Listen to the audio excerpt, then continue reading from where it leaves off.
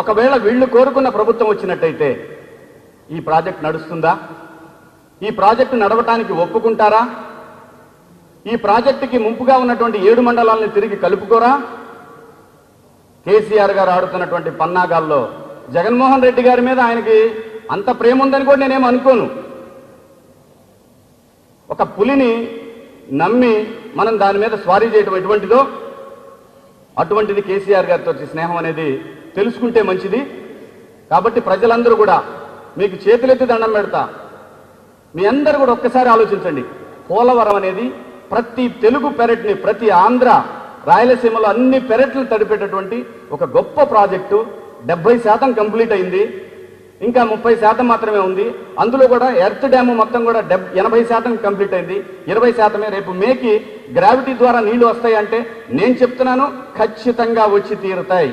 20% మట్టి రాక్స్ నింపాల్సింది తప్పితే ఇంకా అక్కడ ఎటువంటి పని కూడా నీళ్లు గ్రావిటీ ద్వారా నీళ్లు రావడానికి ఆగిపోవడానికి ఎటువంటి అవకాశం లేదు. ఖచ్చితంగా నీళ్లు ఇవ్వవచ్చు. ప్రజలు ఆలోచించండి. ఇక రెండో సందర్భంలో ఏంటంటే, నేను చంద్రబాబు నాయుడు గారు నేను వరల్డ్ క్లాస్ నిర్మిస్తున్నాను, నేను అసలు మీరెవరు ఊహించుకోలేని రాజధాని అని చెప్పి చంద్రబాబు నాయుడు గారు పదే పదే చెప్పడం జరిగింది. దానికి జగన్మోహన్ రెడ్డి గారు అసలు అక్కడ ఒక ఇటుక బిళ్ళ కూడా వేయలేదు అని చెప్పారు. ప్రతిపక్ష నాయకుడు ఖచ్చితంగా నేను నమ్ముతాను, ఎవరు చెప్పినా కూడా. ఇందులో జగన్మోహన్ రెడ్డి గారితో నాకు వ్యక్తిగతంగా ద్వేషం లేదు. ఆయన వచ్చి ముఖ్యమంత్రి అయితే నాకు పోయేదేమీ లేదు, లేదంటే పవన్ కళ్యాణ్ గారు అయినా నాకేం పోయేది లేదు. చంద్రబాబు నాయుడు గారు ఉన్నందువల్ల నాకు వచ్చేదేమీ లేదు, నా కుటుంబానికి వచ్చేదేమీ లేదు. ఈ ప్రాంతం కోసం అవసరమైతే చావటానికి సిద్ధంగా ఉండే నేను ఈ విధంగా ఈ ప్రాంతం కోసం పోరాడుతున్నాను తప్పితే పెయిడ్ ఆర్టిస్టులని, సినిమాలు లేవని నన్ను చూస్తున్నారు. నన్ను చూస్తుంటే అక్కడ సినిమా చేయలేని ఫేస్ అయింది, సినిమాలు లేని ఫేస్ అయింది. డబ్బులు కక్కుర్తి పడేవాడిని అయితే బీజేపీ నుంచి బయటకు వస్తానా? ఏ పార్టీతో గొడవ పెట్టుకోలేదు చెప్పండి మీరందరూ కూడా. ప్రతి రాజకీయ పార్టీతో కూడా ప్రజల తరఫున ప్రశ్నించా. ఈ రోజున ఈ ప్రాజెక్ట్ ఆపటానికి ప్రధాన సూత్రధారి కేసీఆర్ కాదు, మీ అందరికీ ఎవరికి తెలియదు. ఈ ప్రాజెక్ట్ ఆపటానికి కంకణం కట్టుకుంది నరేంద్ర మోడీ. నరేంద్ర మోడీ గారి దాష్టికం ఆంధ్రప్రదేశ్కు శాపం అని మాట ఇది. ఈ ప్రాంతంలో ఉన్నటువంటి బీజేపీ నాయకులు ఈ రోజున వాళ్ళు పోటీ చేస్తున్నారంటే ఒక ఓటుని చీల్చుదామనే ఉద్దేశం తప్పితే వాళ్ళకి తెలుసు వాళ్ళకి డిపాజిట్లు కూడా రావని. నరేంద్ర మోడీ గారి కనుసన్నల్లో ఆంధ్రప్రదేశ్లోను తెలంగాణలోను ఖచ్చితంగా, ఇంక్లూడింగ్ అసదుద్దీన్ ఓవైసీ గారు, మీరు గుండె మీద చేసుకొని చెప్పండి.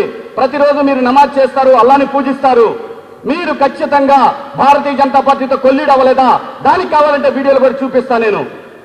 మీరు కొల్లీడు అయ్యారు. మీరే రాజేంద్ర నగర్ లో, ఇదే మీడియా ఛానల్స్ దగ్గర రాజేంద్ర నగర్ లో మోదీ साहब का काम बहुत अच्छा चल रहा, ऐसा वजीर आजम हमारा को चाहिए.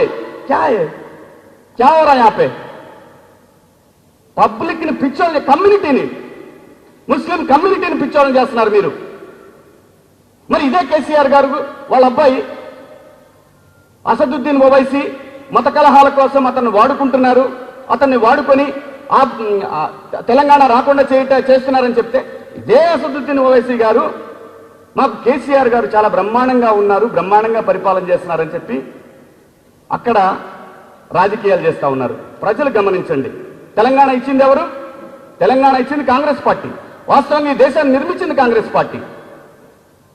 డ్యాములు కట్టినా, ఇస్రో లాంటి నిర్మాణాలు చేసిన, సైన్స్ కి R&D చేసిన ప్రతి ఒక్క దాంట్లో కూడా కాంగ్రెస్ పార్టీ పరిపాలనని మనం కొట్టిపారవేయలేం. అవినీతి జరిగింది, జరిగిన మాట వాస్తవం. అప్పుడప్పుడు జరిగింది, జరగలేదని ఎవడు మాట్లాడటానికి లేదు. ఇక్కడ ఎవడి పరిపాలనలో అవినీతి లేదు. ఇదే ఆంధ్రప్రదేశ్ ఎలక్షన్ కోసం ఒక రాష్ట్ర ప్రభుత్వం కొన్ని వందల కోట్ల రూపాయల వర్కులు ఇచ్చి, మొబిలైజేషన్ అడ్వాన్సులు ఇచ్చి వాళ్ళ ద్వారా ఈ రాష్ట్రంలో డబ్బులు పంపిణీ చేయట్లేదా? ఇది నిజం కాదా? ఎంతకాలం మీరు ప్రజల్ని ఆడుకుంటారు, వాడుకుంటారండి? ఎంతకాలం? ప్రశ్నించే వాడికి కులం అంట కడతారు, ప్రశ్నించే వాడికి డబ్బు అంట కడతారు. అంత డబ్బే ఉండి, అంత కులపిచ్చే ఉండుంటే ఈ రోజు నేను ఈ పరిస్థితిలో ఉండను. నేను ఏ కులం, నా కులం నాకు ఎప్పుడన్నా సినిమా ఛాన్సులు ఇచ్చిందా? నా కులం ఎప్పుడు నాకు సినిమా ఛాన్సులు ఇవ్వరా? మరి ఎక్కడ పోయింది కులం? నాకు సినిమా ఛాన్సులు ఇచ్చింది ఇండస్ట్రీలో అన్ని కులాల వాళ్ళు ఇచ్చారు. నాకు కులాజీ అని గజ్జి కడతారా? 80% వెబ్సైట్లు 3.5 కోట్ల రూపాయల శాలరీలు ఇస్తున్నారు జగన్మోహన్ రెడ్డి గారు. ఇది నిజం కాదా? ప్రజలు దయచేసి అర్థం చేసుకోండి. చంద్రబాబు నాయుడు గారు దేవుడు, ఆయన అసలు అవినీతి లేదు అని నేను చెప్పను. చంద్రబాబు నాయుడు గారి పరిపాలనలో కూడా అవినీతి జరిగింది, ఇది వాస్తవం. ఆ అవినీతిని ఆపగలిగాం మేము. 2017 నుంచి ఆపగలిగాం. ఆయన కూడా తీసుకున్నారు, రిసీవ్ చేసుకున్నారు. ఎక్కడ జరుగుతుంది అవినీతి? ఇసుక మట్టిలో అవినీతి జరిగిన మాట వాస్తవం. మొన్నటికి మొన్న ఒక రాజకీయ పార్టీ చెప్తా ఉన్నారు, ఇసుక 40,000 అయింది, 20,000 అయింది. ప్రాంతాన్ని బట్టి రేట్లు పెరుగుతూ ఉన్నాయి.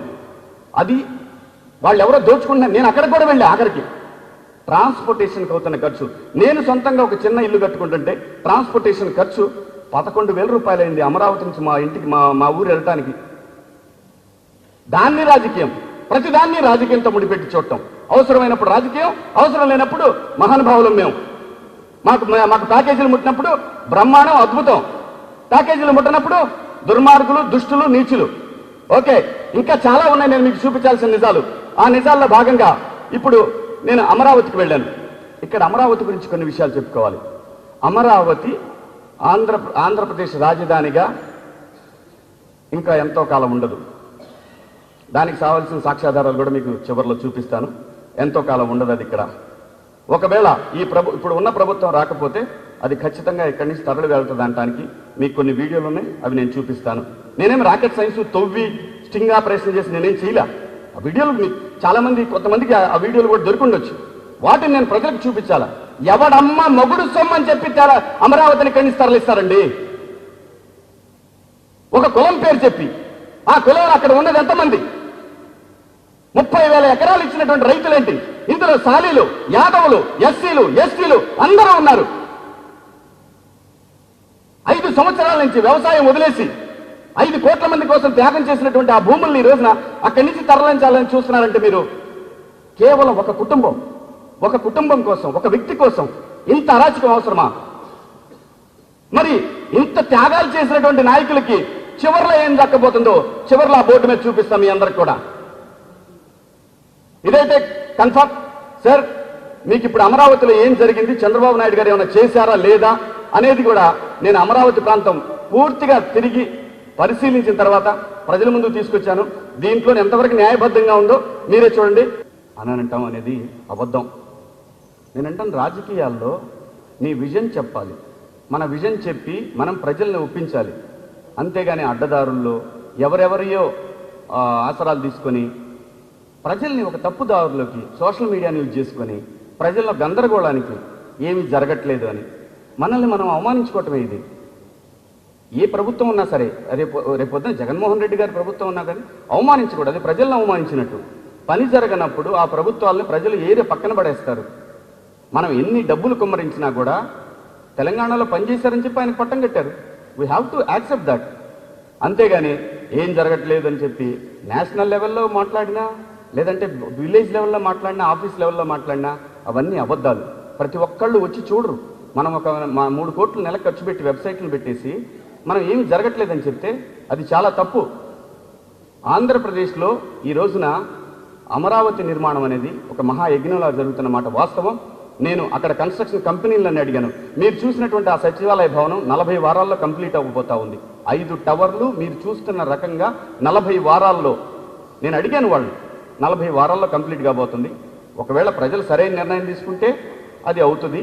లేదు అని అంటే ఎక్కడుంటుందో, అసలు మళ్ళీ తిరిగి హైదరాబాద్కి వెళ్ళిద్దో, ఎవరి కోసం మరి ఇదంతా జరుగుతుందో అదంతా కూడా ప్రజలు మీరే నిశ్చితంగా గమనించి సరైన నిర్ణయం తీసుకోండి. దీని తర్వాత చంద్రబాబు నాయుడు గారి పదే చెప్తుంది ఏంటంటే, నా బ్రాండ్ ఇమేజ్, హైదరాబాద్ నిర్మాణం చేశాను, హైదరాబాద్లో సైబరాబాద్ నేనే కట్టాను, ఇన్ని ఐటీ ఉద్యోగాలు వచ్చినాయి. ఇవన్నీ కూడా ఐటీ ఉద్యోగాలు, ఐటీ భూమిని చంద్రబాబు నాయుడు గారు ఖచ్చితంగా బ్రహ్మాండంగా వాడుకున్నారు. ఆ భూమిని వాడుకొని ఆంధ్రప్రదేశ్లో దాన్ని ఇంట్రడ్యూస్ చేసిన మాట వాస్తవం. ఈ మాట కేటీఆర్ గారు ఒప్పుకున్నారు.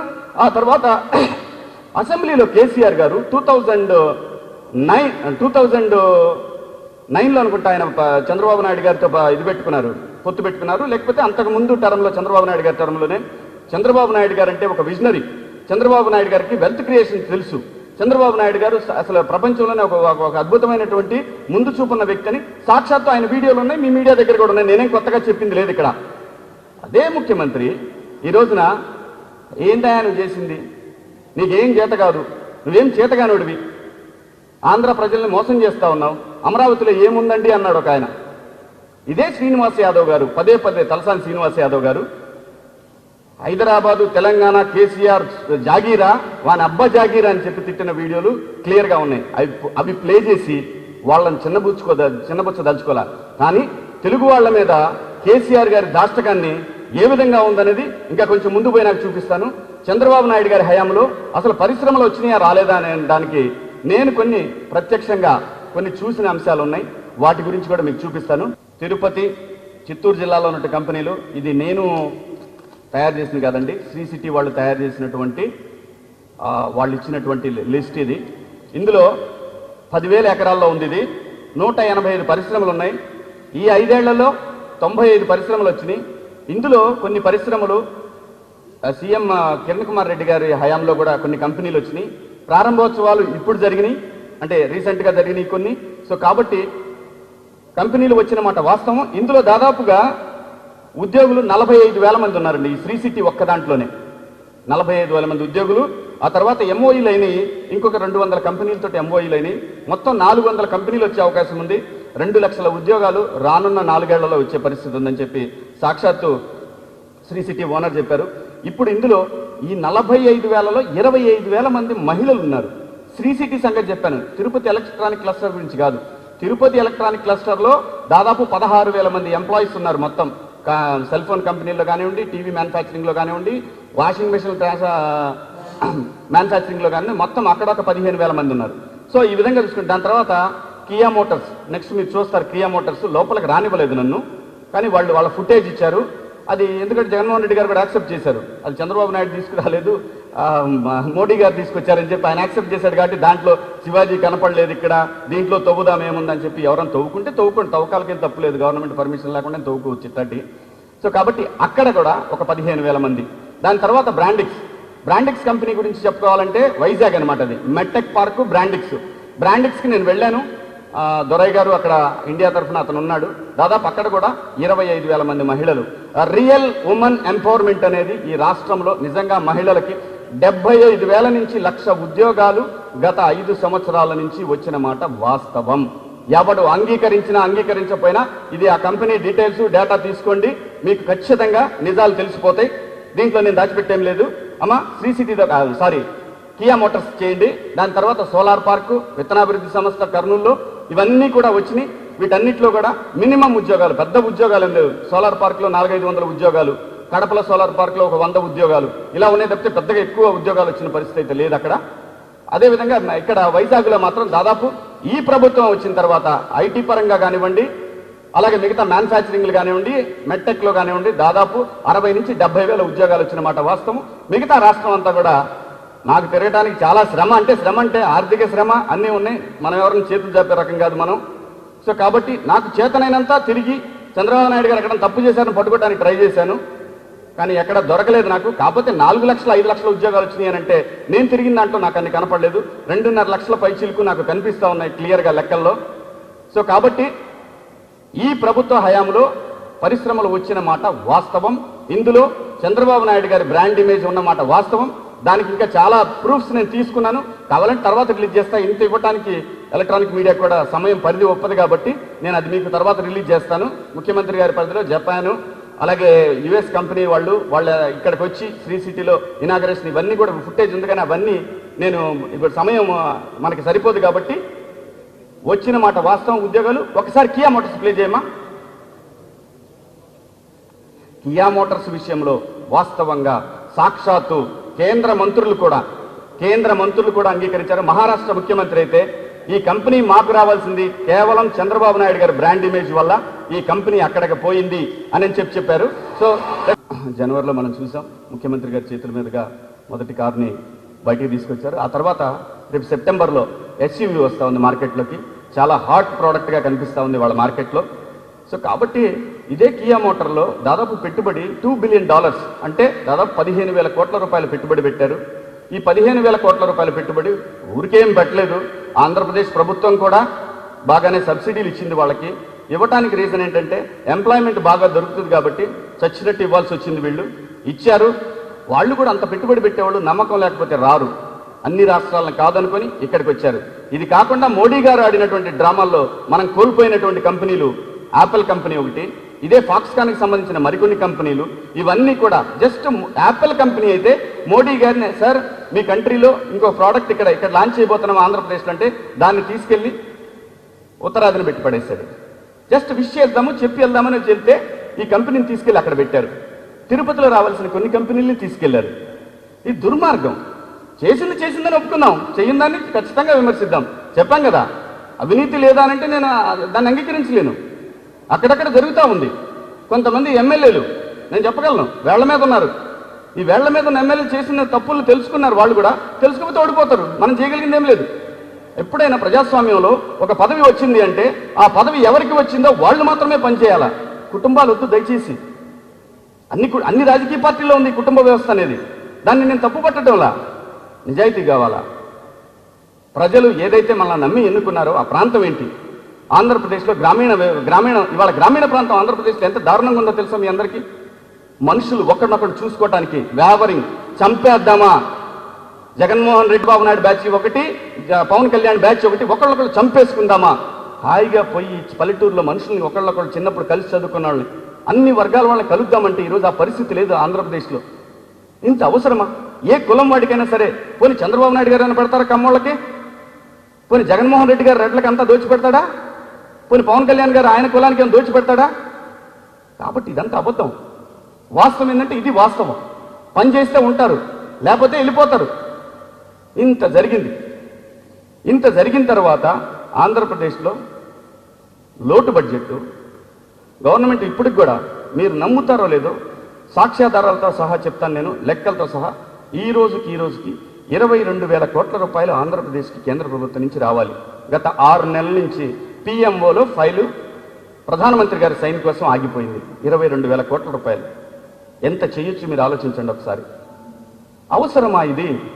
కేవలం నంబర్ గేమ్ కోసం ఒక దుర్మార్గమైనటువంటి కొన్ని రాజకీయ పార్టీలు నంబర్ గేమ్ కోసం ఎంత దుర్మార్గాన్ని చేయబోతున్నాయో తర్వాత మీరు చూస్తారు.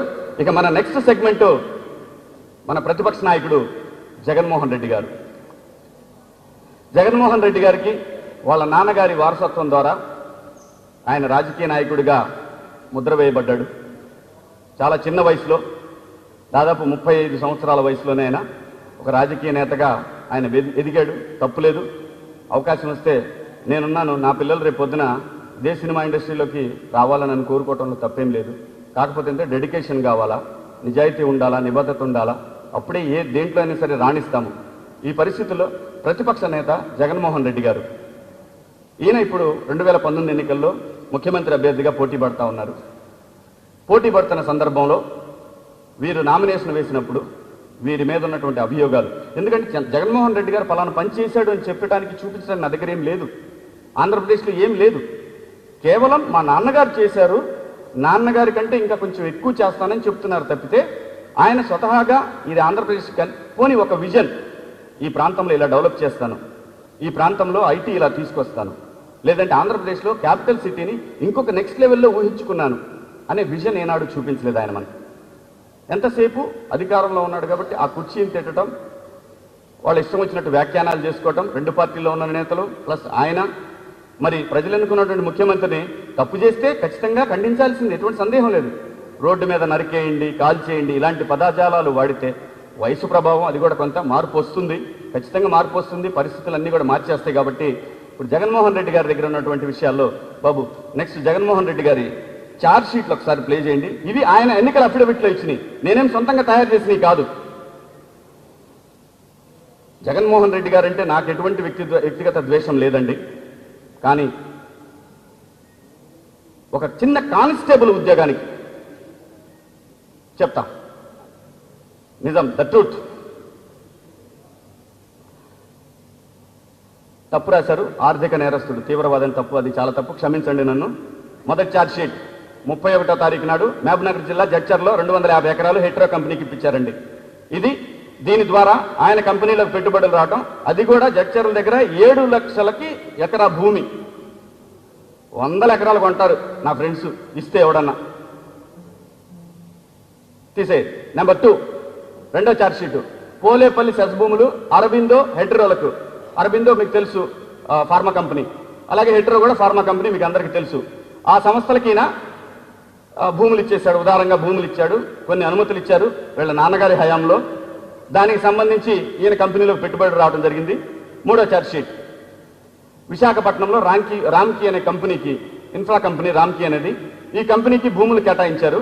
ఆ భూముల కేటాయింపులో జగన్మోహన్ రెడ్డి గారికి వాటాలు ఉన్నాయి. అలాగే నేను కూడా విన్నాను, విశాఖపట్నంలో ముడసర్లోకి ఆపోజిట్లో ఉన్నటువంటి ప్రాంతాల్లో కొన్ని వందల ఎకరాలు వీళ్ళకి సంబంధించినటువంటి వ్యక్తులు విశాఖపట్నం భూములు గొడవలు అన్నారా, సాక్ష్యాధారాలతో సహా ఉన్నాయి. అదంతా ఇప్పుడు అవసరం లేదు, ఎందుకంటే ఒక కేసు ఒకటి చాలు ప్రజలకు చెప్పడానికి. నాలుగో ఛార్జ్షీట్, వాన్పిక్ మంత్రివర్గం 4,000 ఎకరా 28,000 ఎకరా కేటాయింపు వాన్పిక్ భూమి. ఇక్కడ మనం ఆలోచించుకోవాలి. నిమ్మగడ్డ ప్రసాద్ గారికి ఇది అప్పచెప్పడం జరిగింది. ఈ భూములన్నీ కూడా ప్రకాశం, గుంటూరు జిల్లాలకు సంబంధించినటువంటి ప్రాంతంలో ఉండేటటువంటి సముద్ర తీర ప్రాంతంలో ఉన్నటువంటి భూములు ఇవి. ఈ భూముల కేటాయింపుల వల్ల ఆయన కంపెనీలోకి దాదాపు 900 కోట్ల రూపాయల పెట్టుబడులు వచ్చినాయి. నీకు ఇది ఇస్తే నాకు ఇది ఇవ్వాలి అనే ఫిట్ ప్రోకో అనమాట. మీరు ఇది ఇవ్వండి, మేము ఇది ఇస్తాం. ఈ పద్ధతుల్లో వ్యాన్పిక్ భూములు, ఇది అసలు కథ. ఇది పక్క రాష్ట్రంలో కేసీఆర్ గారికి ఈ వ్యాన్పిక్ భూములు చాలా అవసరం. ఈ వ్యాన్పిక్ భూముల్లో ఆయన సొంత ప్రైవేటు పోర్టు కట్టుకోవాలనుకున్నాడు. నౌకాశ్రయం, ప్రైవేటు పోర్టు. ఎందుకంటే తెలంగాణ అవసరాలకి, పైగా ఆయనకి సొంతంగా ప్రైవేట్ పోర్ట్ అంటే మన ఓను వ్యాపార లక్ష్యం అది. ఇది నా అభియోగం, నేను చూశాను కాబట్టి నాకు తెలిసినటువంటి విషయం ఇది. ఇందులో ఆధారాలు, ప్రూఫ్లు అంటే ఇప్పుడు ఎలా వస్తాయి? ఒకటి వరుసన రాలా, ఇంతకుముందు చెప్పినవి మనం, అట్లానే అన్నీ వస్తాయి వరుసన. అది ఎక్కడో బందర పోర్టు అది అనుకుంటున్నారు మీరు, అది కాదు. ఈ వ్యాన్పిక్ భూముల్లో ప్రైవేటు పోర్టు కట్టుకోవాలనేది తెలంగాణ రాష్ట్ర ముఖ్యమంత్రి గారి బలీయమైనటువంటి కోరిక. ఆ కోరిక సంబంధించి నిమ్మగడ్డ ప్రసాద్ గారు, మరి ఆ కేసు సిబిఐ దీంట్లో ఉంది కాబట్టి, ఒకవేళ రేపొద్దున వారికి అనుకూలంగా ఉన్న ప్రభుత్వాలు కేంద్రంలో వచ్చినట్లయితే ఈ వ్యాన్పిక్ భూములు వీరి ఖాతాలోకి వెళ్ళిపోతాయి అన్నమాట. దానికి సహకరిస్తున్నటువంటి పారిశ్రామికవేత్తలు. నెక్స్ట్ ఛార్జ్షీట్, కడప జిల్లా మైలవరం నవాబ్పేటలో 1005 ఎకరాల సున్నపురాయి నిక్షేపాలు దాల్మియా సిమెంట్స్కి ఇచ్చారు. షేరు 10 రూపాయల చొప్పున దాల్మియాకు 1440 షేర్లు సాక్షి గ్రూప్లో లేదా వాళ్ళ సిమెంట్ కంపెనీల్లోనూ ఆయనకు ఉన్నటువంటి షేర్లు ఇవ్వటం జరిగింది. ఆ షేర్లు మరి ఆ కంపెనీలు పెట్టినప్పుడు, సాక్షి పెట్టినా వేరే కంపెనీలు పెట్టినా, పేపర్ మీద కంపెనీలు, అప్పటికేమి కూడా ఇన్ఫ్రాస్ట్రక్చర్ లేదు వాళ్ళ దగ్గర, ఆస్తులు లేవు ఆ కంపెనీలకి. ఇది కూడా క్విట్ ప్రోకో. ఇది సిబిఐ అభియోగం 5వ ఛార్జ్షీట్లో. నెక్స్ట్ 6, రంగారెడ్డి జిల్లాలో కాకినా నదిలో ఇండియా సిమెంట్స్ కి అక్రమంగా 10 లక్షల గ్యాలన్ల నీరు నిబంధనలు ఉల్లంఘించినందుకు ఈ ఛార్జ్షీట్ వేశారు. అంటే తెలంగాణ ప్రాంతంలో బోర్ల మీద తప్పితే వాళ్ళకి సరైనటువంటి నీటి సదుపాయాలు లేవు. అటువంటి పరిస్థితుల్లో అధికారాన్ని ఉపయోగించుకొని ఆ సిమెంట్ కంపెనీకి 10 లక్షల గ్యాలన్ల వాటర్ని ఇచ్చినందుకు దానికి కూడా ఈయనకి మొత్తం ముట్ట చెప్పారు, కొంత మొత్తం. నెక్స్ట్ 7వ ఛార్జ్షీట్, కడప జిల్లా కమలాపురం, ఎర్రగుంట్ల మండలాల్లో 2050 ఎకరాలు సున్నపురాయి. ఇది భారతీయ సిమెంట్స్కి, సొంత కంపెనీకి. భారతీయ సిమెంట్స్కి సంబంధించి కూడా ఇందులో ఇన్వెస్టర్స్ వచ్చారు. ఎక్కడి నుంచి? బయట ఫ్రాన్స్ దేశం నుంచి వచ్చారు. ఈ ఫ్రాన్స్ దేశం నుంచి వచ్చిన వాళ్ళు సిమెంట్ కంపెనీల్లో అసలు ఆ కంపెనీ బ్యాలెన్స్ షీట్లు అవన్నీ చూస్తే మరి అన్ని వేల కోట్లు పెట్టి ఎలా ఇన్వెస్ట్ చేసే వాళ్ళు వాటా ఎలా తీసుకున్నారో తెలియదు. అది $1 మిలియన్ క్వశ్చన్. మళ్ళీ ఇప్పుడు వాళ్ళు అమ్ముకొని వెళ్ళిపోవాలనుకుంటున్నారన్నారు, మళ్ళీ అదొక $1 మిలియన్ క్వశ్చన్. అది ఓకే, అది సిబిఐ తెలుస్తుంది కాబట్టి మనకేం పెద్ద టెన్షన్ లేదు. నెక్స్ట్ 8వ ఛార్జ్షీట్, అనంతపురం జిల్లా యాడికి తాడిపత్రి మండలాల్లో 230 ఎకరాలు పెన్నా సిమెంట్స్, పెన్నా అధినేతకి కేటాయించారు. బంజారా హిల్స్లోని పైనీర్ హోటల్స్ నిర్మాణానికి నిబంధన ఉల్లంఘన. పైనీర్ హోటల్స్ బంజారా హిల్స్లో ఉంది. అంటే మన వాళ్ళకి తెలియదు కానీ ఇక్కడ చాలా మందికి మంచి ప్రైమ్ ప్లేస్ అది. ఆ భూములు కూడా ఇచ్చేశారు. అది కూడా ఛార్జ్షీట్ నడుస్తూ ఉంది. నెక్స్ట్ శంషాబాద్లో 250 ఎకరాలు హిందూ టెక్ జోన్కు కేటాయింపు. ఒక్క నిమిషం మీరు ఆలోచించండి. శంషాబాద్లో 250 ఎకరాలంటే ఎన్ని కోట్లు ఉంటుందండి ఆ భూమి. అలాగే బంజారా హిల్స్లో ఉన్నటువంటి భూమి ఎకరం ఇవాళ అన్అఫీషియల్గా అంటే మార్కెట్ వాల్యూ 50 నుంచి 100 కోట్లు ఉంటుంది ఆ ఇచ్చిన భూముల్లో. ఇటువంటి పరిస్థితులు ఉన్నప్పుడు ఇప్పుడు నేను చెప్పే వాటిలో కొన్ని విషయాల్లో ఒక అంగుళం అటు ఇటుగా ఉండొచ్చేమో కానీ ఇవన్నీ ఛార్జ్షీట్లో ఉన్న అంశాలే. నేనేం కొత్తగా చెప్పేది ఏం లేదు ఇందులో. నెక్స్ట్, అనంతపురం జిల్లాలో 8,844 ఎకరాల భూమి లేపాక్షి నాలెడ్జ్ హబ్. ఆ భూమిని తాకట్టు పెట్టి 790 కోట్లు పొందిన హిందూ సంస్థ. ఎవడి భూమి ఎవడికి ఇస్తున్నారు? ఎవడు తాకట్టు పెట్టుకుంటున్నాడు? అజమాయిషి ఎవరిది? మీ సొంత గవర్నమెంట్, మీ నాన్నగారి గవర్నమెంట్ ఉంది. 8,000 ఎకరాల భూమిని, ప్రజల భూమిని ఎవరు ఇష్టం వచ్చినట్లు వాళ్ళకి మీరు దాదాపు చేస్తే వీటన్నిటినీ ఇప్పుడు ఎవరి మీదనో ఊరికే కేసులు పెట్టారంటే ఎవడైనా నమ్మరు. హైకోర్టులు స్టే ఇస్తాయి, సుప్రీంకోర్టులు స్టే ఇస్తాయి. న్యాయం లేటుగా అందుతుందేమో కానీ న్యాయం ఎప్పుడు కూడా అమ్ముడుపోదు. ఏదో ఒక రోజు ఖచ్చితంగా చట్టాలకు అనుగుణంగానే జరగాలి. ఇది జరగటానికి ఈ కేసులు. నెక్స్ట్ ఛార్జ్షీట్, హిందూ గ్రూప్ సంబంధించినటువంటి హౌసింగ్ స్కీములు, జగన్ కంపెనీలో పెట్టుబడులు, ఆ గ్రూప్కి ఇచ్చారు, ఈయన కంపెనీలో పెట్టుబడులు, అన్ని క్విట్ ప్రోకో. మా నాన్నగారి ప్రభుత్వం ఉంది, మీరు నాకేమి ఇస్తారు, నేను మీకేం కావాలో చెప్పండి ఇస్తాను. ఈ అంశం మీద దాదాపుగా సిబిఐ వారి అభియోగాల ప్రకారం 48,000 కోట్ల రూపాయల అక్రమాస్తులు తండ్రి అధికారాన్ని అడ్డం పెట్టుకుని కూడబెట్టినట్టు హైకోర్టులో సిబిఐ అఫిడవిట్ దాఖలు చేసింది. శివాజీ దాఖలు చేయలా, సిబిఐ దాఖలు చేసింది.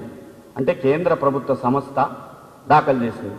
అదేమంటే మామూలే, మాకు ఇష్టం లేని ప్రభుత్వం. మీ ఇష్టాలు నా ఇష్టాలు ఏంటండి? ఇక్కడ ప్రభుత్వం అనేది చట్టం, న్యాయం, అధికారం, సేవ, ఇవే ఉంటాయి.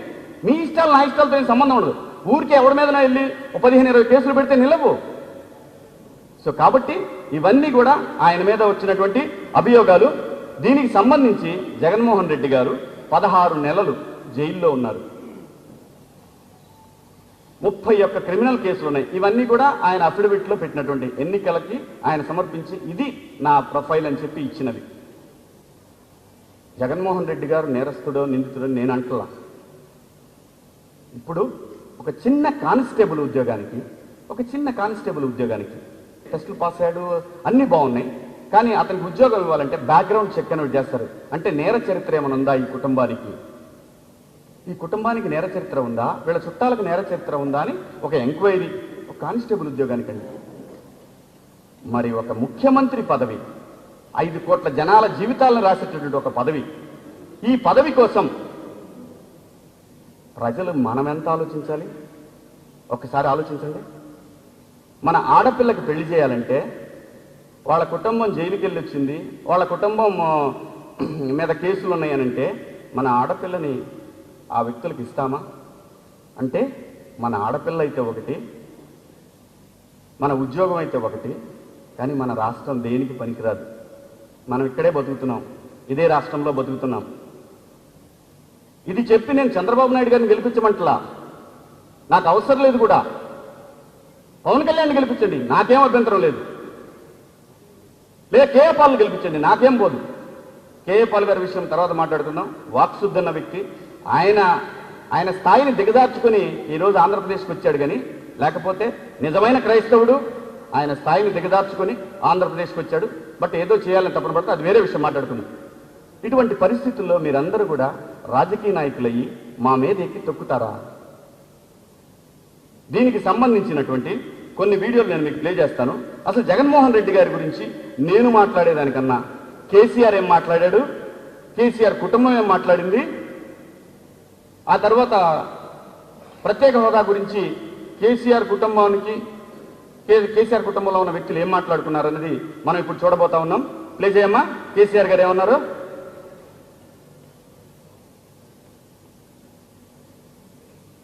ఆంధ్ర కుక్కల్లారా 24 గంటలకు కాల్ చేసుకొని రేపు సండేలో కొడతాను. ఒక్కరు మాత్రం నాకు ఒక కుక్కిన పోయినట్టే ఉన్నారు. లంకల పుట్టి అన్ని రాక్షసులు వీడో వీడికి అదే మాట్లాడతాడు, వాడికి అదే మాట్లాడతాడు. ఏ పద్ధతిలో మాట్లాడతాడు అంటే కండ కావరమా, అహంకారమా? అసలు ఆంధ్రాలో ఎవడైనా మేధావంటోడు ఉన్నాడా లేడా నాకు డౌట్. 1,00,000 మంది జగన్మోహన్ రెడ్డి వచ్చినా తెలంగాణ వెంట్రుక కూడా దిక్కోలేరని చెప్పి నేను మనవి చేస్తా ఉన్నా. రాజశేఖర రెడ్డి ఏం గుట్టాది, పావురాల గుట్టగా పావురం అయిపోయింది. కేసీఆర్ గారు మా ఉల్వసారి టేస్ట్ వెళ్తాను కొను ఉల్వలు మాకెందుకు వెళ్ళారు పోయి మా దగ్గర ఎద్దకు పెడతామని నేను. నువ్వు ఎదుగుతున్న పోతువో ఏదో నువ్వు తీసుకో. నేను చెప్పాలి. ఆ జగన్ పార్టీ తెలుగుదేశమా కాంగ్రెస్ ఇదంతా కాదు, ఆంధ్రోళ్ళు మొత్తం ఆంధ్రోలే. పత్తర్సే మారితే ఎవడో తిరిగికుండా కొడుకు ఏదో వెర్రి మాట మాట్లాడితే బెదిరిపోయే తెలంగాణ కాదు ఇది. ఎక్కడ వాత పెట్టానో ఎక్కడ చురుకు పెట్టానో మాకు తెలుసు. కేసీఆర్ గారు ఆంధ్రప్రదేశ్ మీద ఉన్నటువంటి ప్రేమని, ఆంధ్రప్రదేశ్ మీద ఉన్నటువంటి ఆనందాన్ని ఇప్పుడు ఇంత ద్వేషం పెట్టుకున్న వ్యక్తి జగన్మోహన్ రెడ్డి గారికి సపోర్ట్ చేస్తున్నాడంటే ఏ ఉద్దేశం అయి ఉండొచ్చు? జగన్మోహన్ రెడ్డి గారి ఆలోచనలో ఆయన సొంత విషయాలు ఉన్నాయి, దీంట్లో కేసీఆర్ గారి సొంత విషయాలు జగన్మోహన్ రెడ్డి గారికి సపోర్ట్ చేయడంలో ఉన్నాయి. దీన్ని బట్టి ప్రజలు అర్థం చేసుకోండి. ప్రతి వాడు ఆంధ్రప్రదేశ్ను వాడుకోవాలని ట్రై చేస్తున్నాడు. ప్రతి ఒక్కళ్ళు వాళ్ళ రాజకీయ అవసరాల కోసం కొంతమంది, వాళ్ళ రాజకీయ వెంజన్స్ కోసం కొంతమంది, వీళ్ళందరినీ వాడుకుంటూ పావులను చేస్తున్నటువంటి నరేంద్ర మోడీ గారు ఒక పక్కన. ఇదే నరేంద్ర మోడీ గారు ప్రత్యేక హోదా ఇస్తా అంటూ మనల్ని మోసం చేసింది అందరూ చూసాం. మనందరం కూడా ఒక్కసారి గుండె మీద చేసుకుని ఆలోచించండి. మీరందరూ కూడా మా సినిమా వాళ్ళ విషయం కూడా చూద్దాం. సినిమా వాళ్ళు జీవిత రాజశేఖర్ గారు కానీ, మోహన్ బాబు గారు కానీ, శ్రీ ఆలీ గారు కానీ, అలాగే మిగతా ఎవరైనా సరే ఆర్టిస్టులు ఒక్క రోజన్నా ఆంధ్రప్రదేశ్కి జరుగుతున్న అన్యాయం గురించి మీరు ఎవరన్నా మాట్లాడారా? ఏం హక్కుందని ఈరోజు ఈ ప్రాంతానికి వచ్చి మీరు ప్రచారం చేస్తున్నారు? మీరు మీ బాధ్యతలు, మీ హక్కులు అడిగేటప్పుడు మీ బాధ్యతలు ఎందుకు మర్చిపోతున్నారు? మీరు ఎవరన్నా గెలిపిమంటున్నారు, గెలిపించమని చెప్పే హక్కు మీకు ఉంది. కానీ ఇక్కడ ఇంతమంది హోదా రాక ఈ ప్రాంతానికి ఇంత అన్యాయం జరుగుతూ ఉంటే ఒక్కళ్ళు కూడా పట్టించుకున్న పాపాన పోయిందా? పైగా మీ నోట్లతో మీరే పొగిడారు. ఒక చంద్రబాబు నాయుడు గారిని మీ నోట్లతో మీరు పొగిడినోళ్ళు మీరంతా. ప్రతి వాడిని బతిమలాడా. ఒక్క రామ్ తప్ప, సినిమా ఇండస్ట్రీ నుంచి ఆర్టిస్ట్ రామ్ తప్ప ఏ ఒక్క వ్యక్తి కూడా హోదా గురించి ఒక్క రోజు కూడా మాట్లాడిన పాపాన పోలా. మీ సినిమాలు ఈ ప్రాంతంలో కూడా ఆడతాయి, పక్క ప్రాంతంలోనూ ఆడతాయి. ఈ ప్రాంతంలో ఉన్న అప్పుడు చెప్పాలా? మాకు మీకు డెఫినెట్గా భయం ఉంటుంది. ఎందుకంటే ఆ ప్రాంతంలో ఉండి ఈ ప్రాంతం హక్కుల గురించి మాట్లాడితే మరి ఈ రోజున మీరు ఎలా రాగలుగుతున్నారు? అంత చేతగాని బుర్రలేని వెధవలనా ఈ ప్రాంతంలో ఉన్నవాళ్ళు? ఏం చెప్పినా వింటారనా? మరి ఆ రోజున మొన్న తెలంగాణ ఎలక్షన్లో ప్రత్యేక హోదా గురించి హరీష్ రావు గారు ఏం మాట్లాడారు? ఆ రోజున మీరు ఎవరన్నా ఖండించారా? హరీష్ రావు గారు కామెంట్ ప్లే చేయమా.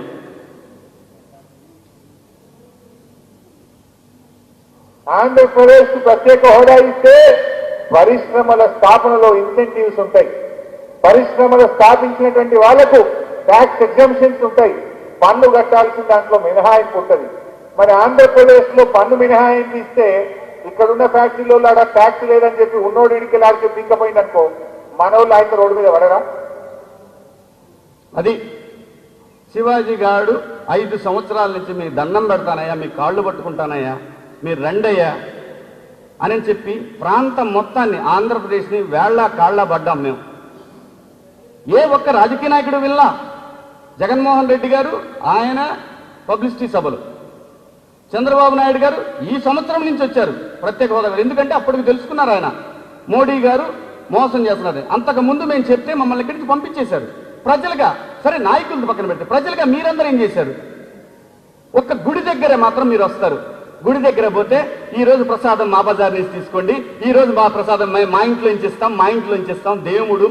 మరి ఆ దేవుణ్ణి అంత బాగా అభిమానించే, ఇష్టపడే, పూజించే మీరు ఆ కళ్ళతోటి మంచి చెడు చూడలేకపోతున్నారే? మంచిది చెడేది తెలీదా? ఎందుకు అక్కడ కులం అడ్డం వస్తుంది మీకు? ఆలోచించలేరా? 2 చోట్ల మనందరం ఏకమవుతాం. బోర్డర్లో ఎవరైనా చనిపోయినప్పుడు అప్పుడు ఏకమవుతాం. మన సైనికుడిని చంపేశాడు అనేది అప్పుడు గుర్తొస్తుంది దేశభక్తి. అదేమనంటే బయట రాష్ట్రాలకు పోతే, తెలంగాణ పోతే మీ మొఖాలకు పేట్రియాటిజం ఎక్కడుందరా? మీకు మొఖాలకు దేశభక్తి. దేశం అంటే ఏంటి? రాష్ట్రాల సమాహారమే దేశం. ఈ రాష్ట్రం మీద భక్తి ఎక్కడ ఇచ్చిందిరా అని చెప్పి వాళ్ళందరూ అంటుంటే, ఏం కాదు గురు, మా దగ్గర చాలా తెలివైన వాళ్ళు ఉన్నారు, సమయం వచ్చినప్పుడు మేము చూసుకుంటాం అని వాళ్ళ దగ్గర ఏదో మాట్లాడి బయటపడుతుంది తప్పితే అంతర్గతంగా ఎంత మదన పడుతున్నామో, ఎన్ని అవమానాలకు గురయ్యామో మీ అందరూ మీకెవరికి తెలియదు. చాలా మంది మమ్మల్ని అవమానించిన వాడు లేడు, అయినా ఎక్కడా వెనుకంజ వేయలా, ప్రాణం పోద్దని భయపడలా, ఎవరిని విమర్శించడానికి ప్రజల తరఫున వెనక్కిపోలా. పోము కూడా. ఈ సందర్భంలో నెక్స్ట్ చెప్పుకోవాల్సినటువంటి వ్యక్తి పవన్ కళ్యాణ్ గారు. పవన్ కళ్యాణ్ గారి గురించి ఒక మాటలో చెప్పాలంటే ఒక నిష్కల్మషమైనటువంటి మనసున్నటువంటి ఒక వ్యక్తి. ఎటువంటి పరిస్థితుల్లో కూడా ఎవరన్నా పోయి ఇలా తప్పు జరుగుతుందంటే వెనక ముందు ఆలోచించకుండా ఖండించేటటువంటి వ్యక్తి. ఎటువంటి పరిస్థితుల్లో వారు జాతీయ స్థాయిలో వాళ్ళతోటి ఎటువంటి పరిస్థితుల్లో వారు ఇక్కడ వ్యతిరేకించారు ఇక్కడ ఉన్న వాళ్ళని, నాకు అవన్నీ అనవసరం. ఇదే విజయసాయిరెడ్డి గారు మొన్నటికి మొన్న పవన్ కళ్యాణ్ ఒక ఉల్లిపాయ పుట్ట అవసరం అండి? ఈ రాష్ట్రంలో జగన్మోహన్ రెడ్డి గారికి ఎవరన్నా ప్రథమ శత్రువు ఉన్నారంటే అది కేవలం విజయసాయిరెడ్డి గారే. ఇష్టం వచ్చినట్టు ట్వీట్లు చేస్తూ ఉంటారు, ఇష్టం వచ్చినట్టు అవమానపరుస్తూ ఉన్నారు అందరినీ.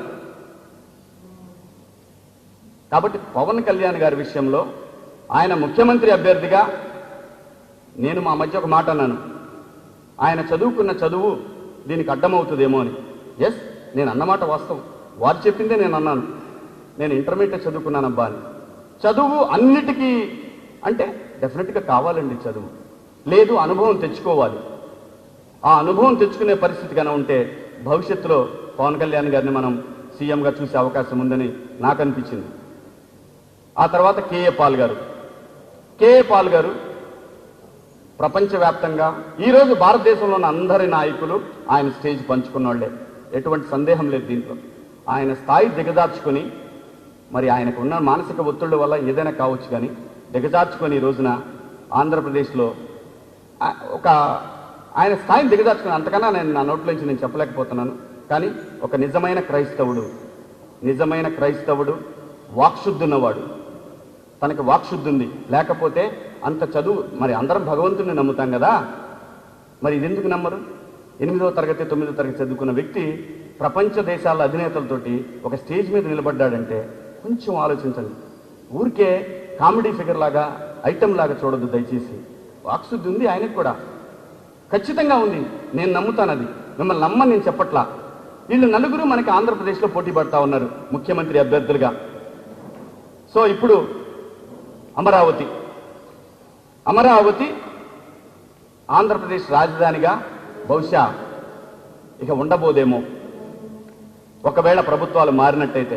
ఇదేదో చంద్రబాబు నాయుడు గారికి మద్దతు పలకటానికి నేను మాట్లాడుతున్న మాటలు కాదు. ఒకసారి జగన్మోహన్ రెడ్డి గారి అంతర్గతం చూద్దాం. జగన్మోహన్ రెడ్డి గారు వివిధ సందర్భాల్లో ఏ విధంగా అమరావతి గురించి మాట్లాడారు అది నేను తర్జుమా చేసి చెప్తాను మీకు.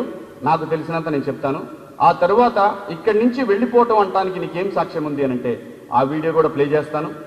అది నాకు తెలిసి బహుశా కొంతమందికి చూసే ఉంటారు, చాలామంది చూసే ఉంటారు, చూడలేదని నేను అన్నాను.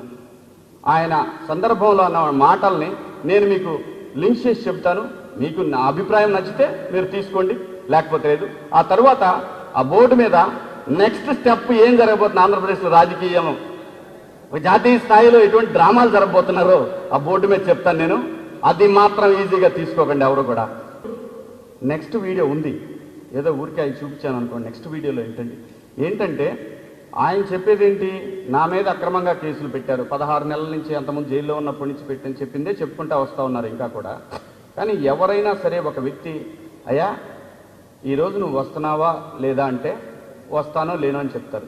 అయ్యా నువ్వు ఉద్యోగం ఇస్తావా ఇవా అంటే నేను ఇవ్వలేను చూస్తాను అని చెప్తారు. ఎవరన్నా ఇస్తే ఇస్తాను రేపు రామ్మా అని చెప్తారు.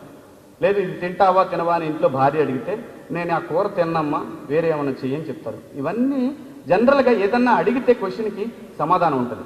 అమరావతిని నువ్వు అక్కడ నిర్మిస్తున్నావా అంటే సమాధానం లేదు ఈ రోజు వరకు కూడా. కంటిన్యూ చేస్తావంటే ఎస్, ప్రజల రాజధాని అండి. చంద్రబాబు నాయుడు గారు ఇవాళ ఉంటారు, రేపు వెళ్ళిపోతారు. 33,000 ఎకరాల భూమికి అమాయకంగా చూస్తా ఉన్నారు. ఆంధ్రప్రదేశ్లో ఒక పెద్ద రాజధాని వస్తుంది, రాబోయే తరాలకు ఉపయోగపడిద్దని.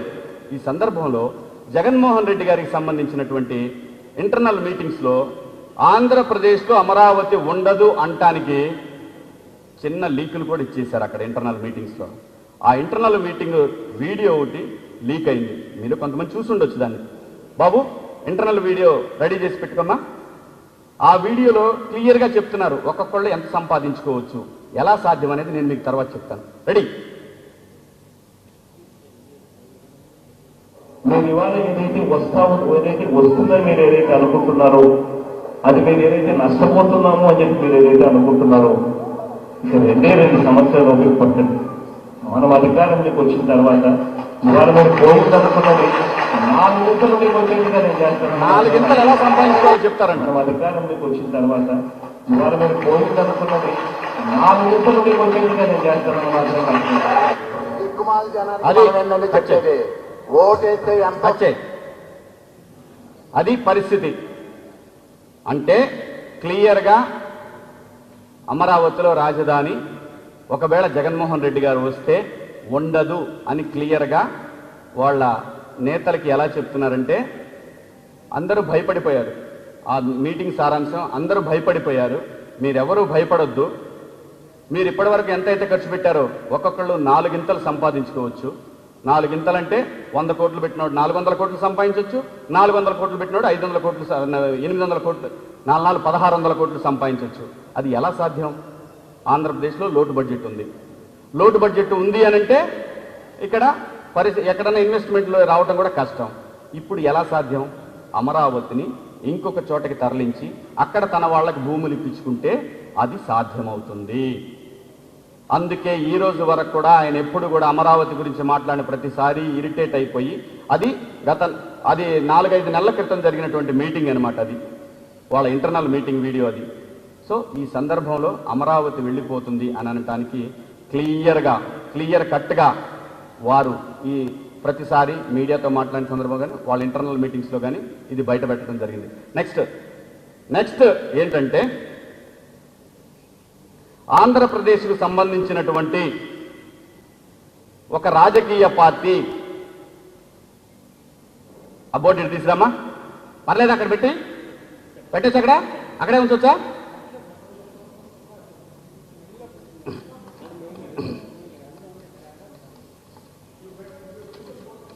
ఈ బోర్డు ఇక్కడ తీసురామా సార్.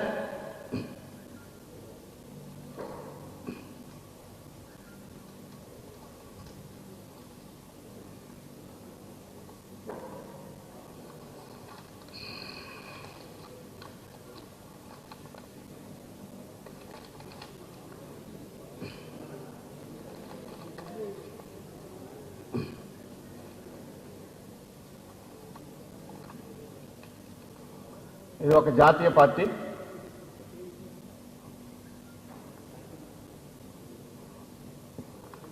ఆంధ్రప్రదేశ్లో ఉన్న ముఖ్యమైన పార్టీ ఒకటి. ఇక్కడ ఈ జాతీయ పార్టీలో ఎలక్షన్ అయిపోయిన మరుక్షణం ఆంధ్రప్రదేశ్లో ఉన్నటువంటి ఒక ముఖ్యమైన పార్టీ ఇక్కడ విలీనం చేయబోతున్నారు. ఇది నిజం. ఒకవేళ మీకు కనపట్లేదా? నేనేం చేయగలను ఇప్పుడు? సరే, బ్లాక్తో ట్రై చేస్తా.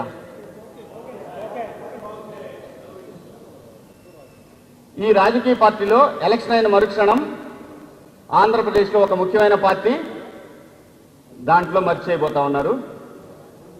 నాకు 3 వారాల క్రితమే న్యూస్ ఉంది. గత 1 వీక్గా జరుగుతున్నటువంటి పరిణామాలు గమనించిన తరువాత ఇది కన్ఫామ్. ఈ పార్టీని కలుపుకున్నందువల్ల వచ్చే లాభం ఏంటి అంటే, దేశంలో జరుగుతున్న ఎన్నికల దృష్ట్యా ఢిల్లీ స్థాయిలో ఉన్నటువంటి ఆ రాజకీయ పార్టీ నంబర్ గేమ్ ఎప్పుడైనా సరే రాష్ట్రపతి ఒక ప్రధానమంత్రిని ఆహ్వానించేటప్పుడు ముందుగా ఏ పార్టీకి ఎన్ని సీట్లు వచ్చినాయని చూసుకొని వాళ్ళని ఆహ్వానిస్తారు. అంటే అత్యధిక మెజారిటీ వచ్చిన పార్టీని వాళ్ళు ఆహ్వానిస్తారు కాబట్టి ఆ ఢిల్లీ స్థాయిలో ఉన్నటువంటి ఆ రాజకీయ పార్టీ దగ్గర నంబర్ లేదు కాబట్టి ఇక్కడ ఈ ఆంధ్రప్రదేశ్లో ఉన్నటువంటి పార్టీకి నంబర్ ఎక్కువ వచ్చే పరిస్థితి ఉందని వాళ్ళు ఊహించుకొని వీళ్ళని ముందే మర్చి చేసుకుంటే, రిజల్ట్స్ కన్నా ముందే మర్చి చేసుకుంటే ఈ జాతీయ పార్టీకి సంబంధించిన నంబర్గా ఇది అయిపోతుంది. మీరు అనుకోవచ్చు, ఇన్నాళ్ళు కష్టపడి ఎందుకు చేస్తారు అలా అని అనుకోవచ్చు. ఇక్కడ ప్రాబ్లం ఉంది కదా, ఇక్కడ ప్రాబ్లం ఉంది. కేసులు ఎవరో నాకు తెలియదు, నన్ను అడగొద్దు. కేసులు, ఈ కేసులన్నీ కూడా మాఫీ అయిపోతాయి.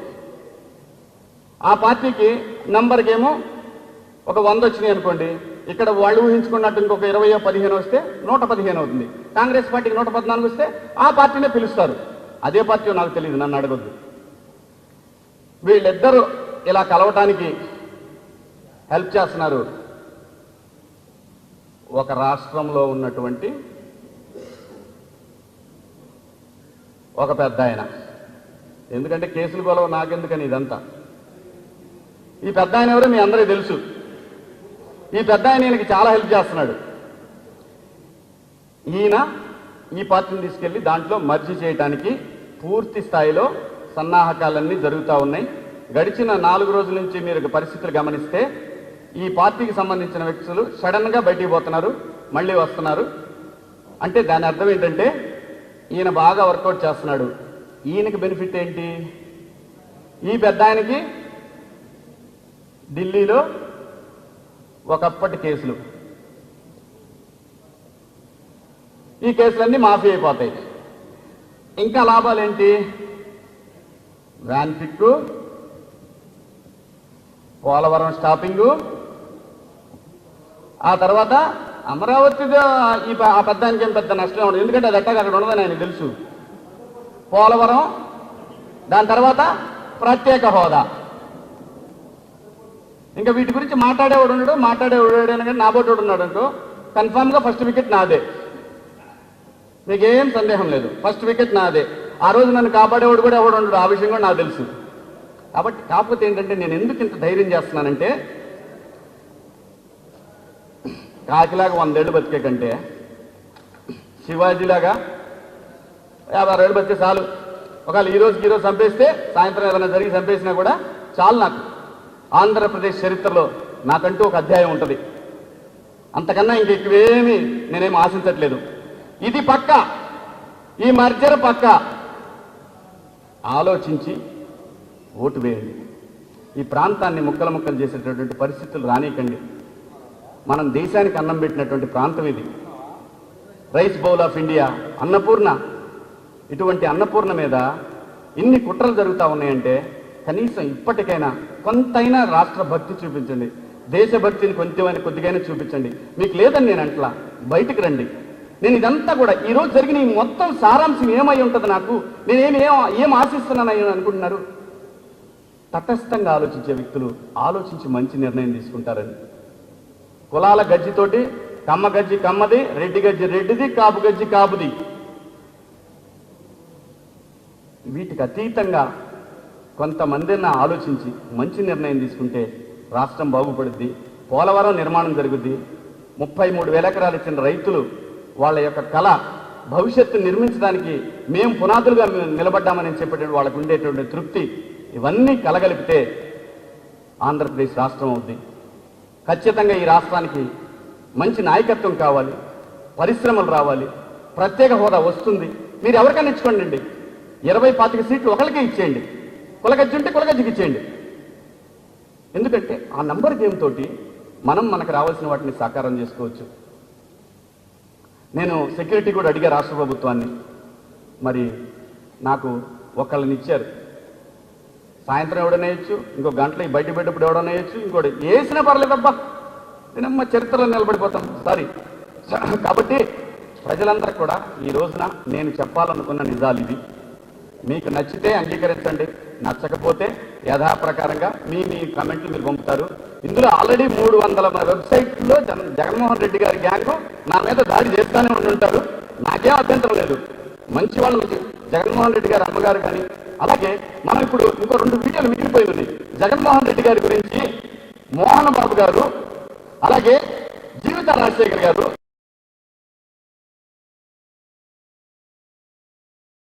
మంచి ఆర్టిస్ట్గా, మంచివాడిగా నాకు చాలా గౌరవం. కానీ పొలిటికల్ ఇష్యూస్ వచ్చినప్పుడు ఎవరికి అంకిత భావం ఉన్నా వాళ్ళకి పాదాభివందనం చేస్తా. అలాగే జీవిత రాజశేఖర్ గారికి నేనేం వ్యతిరేకం కాదు. వాళ్ళు నా ఫ్రెండ్స్ అంటూ ఉంటారు, అమ్మయ్య వీళ్ళు ఈ పార్టీలోకి వచ్చారా అయిపోయింది అంటారు. లేదురా బాబు, తప్పు. ఎవరైనా సరే మంచి ఉద్దేశంతో ఏదో చేయాలనుకుంటారో అలా అనొద్దు అని చెప్తా. సో ఇటువంటి పరిస్థితుల్లో వాళ్ళకి సంబంధించిన కమెంట్స్ కూడా చూస్తే ఫుల్ఫిల్గా నిజమేంటనేది ప్రజలకు తెలుస్తుంది. ఆ నిజాన్ని మీరు అందరూ ఈ ఆదివారం నాడు మీరు చూడాలనే ఉద్దేశంతో ఈ కార్యక్రమాన్ని ఈ రోజున ఇక్కడ పెట్టడం జరిగింది.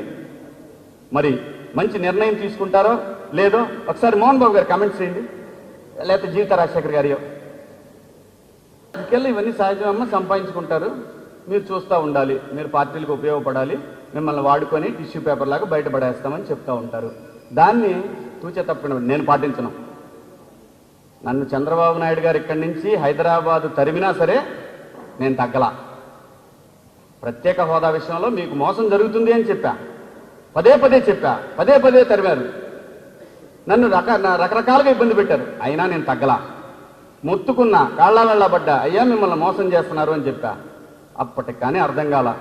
ఒకవేళ వచ్చి ఉంటే నేను అడిగాను ఒకరోజు ఆ మధ్య, సార్ మీరు అప్పుడే వచ్చి ఉంటే బాగుండేది కదా, నేను ఈ సెక్షన్ 22A గురించి కలవడానికి వెళ్ళినప్పుడు మీరు అప్పుడే బయటకు వచ్చి ఉంటే ఇంకా బాగుండేది కదా అంటే, డబ్బులు రావాలి వాళ్ళ దగ్గర నుంచి, డబ్బులు రావట్లేదు, నాకు తెలుసు ఏదో జరుగుతుందని, కానీ ఇంత మోసం చేస్తారు నేను అనుకోలేదు, అయినా మించిపోయిందేం లేదు, ప్రజలకు నిజం చెప్దాం. ఎస్, నేను ఆ రోజున తీర్మానం చేసిన మాట వాస్తవమే, ఇస్తున్నారని చెప్పారు, నమ్మాలి. ఎవరిని నమ్ముతాం? ప్రభుత్వాన్నే కదా నమ్మాలి. ఇప్పుడు ప్రజలు నన్ను నమ్ముతున్నారు కదా, అలాగే నమ్మాను నేను. ఆ రోజున మోసం చేశారు, ప్యాకేజ్ అన్నారు, సరే ఆ రోజు కూడా ఒప్పుకున్నా. వెంకయ్యనాయుడు గారికి సన్మానాలు చేశాం ఇక్కడ, అది కూడా వర్కౌట్ అవ్వాలా. ఇంకేం చేస్తాను నేను? ఇప్పుడు కూడా రాకపోతే నన్ను ప్రజలు క్షమించరు, అందుకే వచ్చాను అన్నాను.